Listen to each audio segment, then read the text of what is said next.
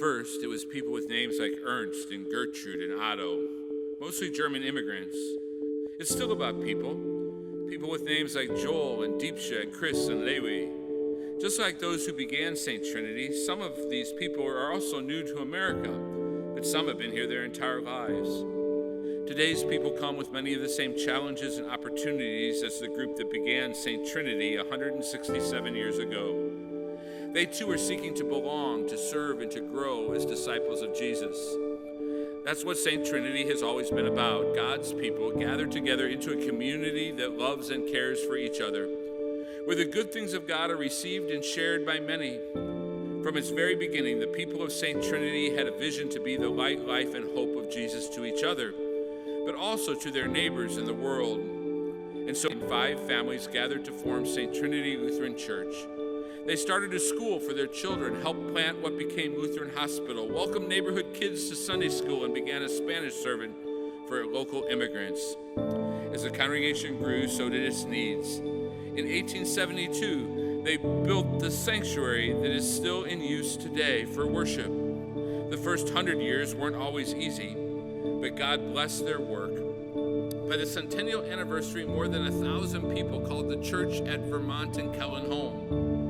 That anniversary also marked the beginning of a new trend. Interstate 55 cut through the Crondelet neighborhood just 1 block from Saint Trinity, dividing the neighborhood and displacing people. Families moved, businesses relocated. Many who used to walk the few blocks to church were now living miles away.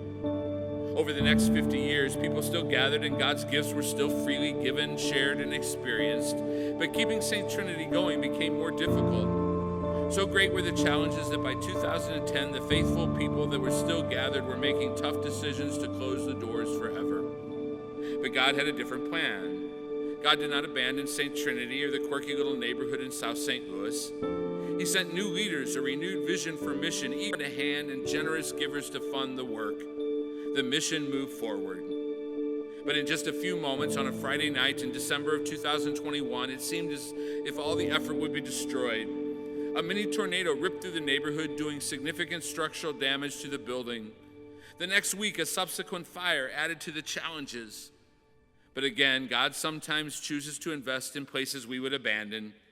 And through countless hours of prayer, planning, and effort, and a significant check from the insurance company, the battered 150-year-old building has been restored from foundation to roof, completely renovated, renewed, and repurposed, both as a beautiful place for worship, but also as a hub for other events and activities which will allow this gift of God to be used by many. A place that will help Saint Trinity to be a part of St. Louis for years to come. And just like in its earliest days, the people of Saint Trinity are loving and serving their neighbors, building a faith community and sharing Jesus with anyone, no matter their story or their history, equipping children and youth with skills to succeed in life, providing food to more than 200 families per month, serving as a gathering spot for neighborhood activities, supporting hurting individuals in the struggles of daily life, and investing deeply in the lives of young people whose families are new to America and who are working hard to get on their feet. And all of that and more happens because of faithful people like you.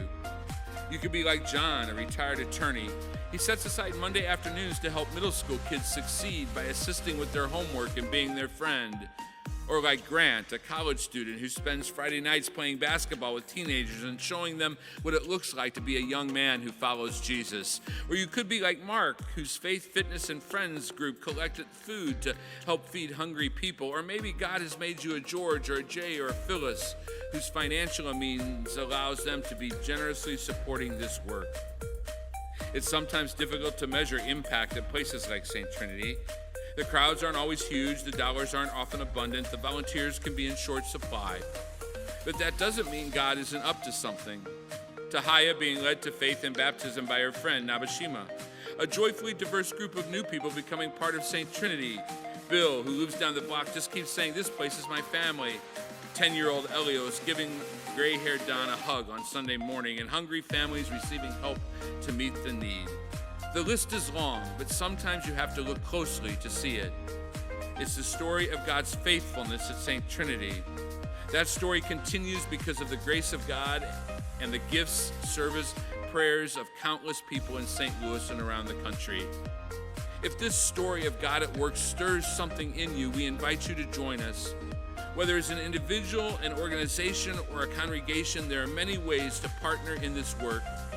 Through financial support, volunteering your time and gifts, prayer, or simply coming alongside this neighborhood in the name of Jesus. Together, we can continue to be the light, life, and hope of Christ right here for generations to come.